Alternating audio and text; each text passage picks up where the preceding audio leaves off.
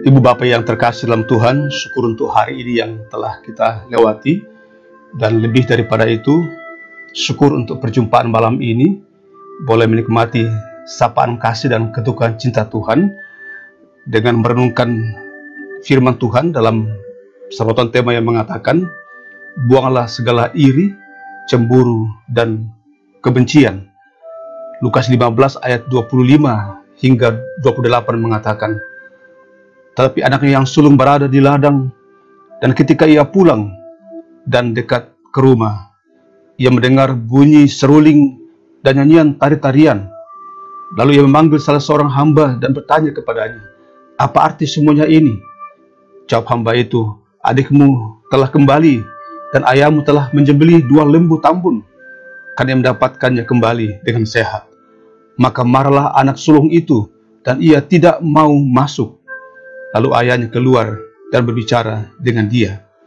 Saudara, sikap iri hati, cemburu, marah akan menghancurkan kebersamaan, akan merusak kerukunan, merusak harmoni sebuah keluarga, masyarakat, bahkan persekutuan. Sikap iri hati, cemburu bukanlah solusi terbaik jika kita menghadapi masalah. Sikap moral anak sulung yang tidak gembira ketika adiknya yang telah menghilang, yang bagi ayahnya menyambutnya karena telah mati dan hidup kembali. Hal ini menggambarkan tidak adanya rasa kasih sayang bagi sesama saudara kandung. Kasih di antara sesama saudara telah mengalami erosi. Ini juga menggambarkan tantangan dunia zaman sekarang, tantangan dunia kini. Rendahnya sikap saling membantu, penonjolan individualitas, dan sikap egosentrisme.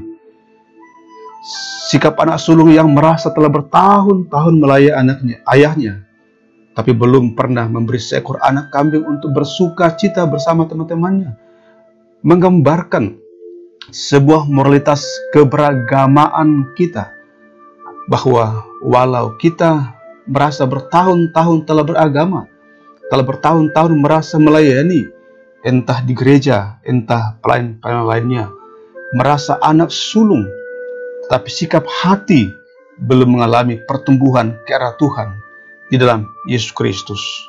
Sangat ironis bukan? Waktu yang cukup lama kita pakai melayani, tetapi masih penuh iri hati, kebencian, kemarahan, dan tidak hanya marah terhadap saudara kita, tapi juga marah kepada Bapa. Saudara, syukurkan hati Bapa yang menggambarkan hati Tuhan dalam Yesus Kristus mengenal jiwa setiap anak-anaknya, sehingga ia keluar rumah dan menjumpai anaknya yang sedang dibakar oleh kemarahannya. Dan dengan sabar, Bapa menyapa anaknya dalam tatapan cinta kasih yang begitu dalam, menatapnya dengan tatapan yang penuh cinta kasih, menatap hati ayahnya.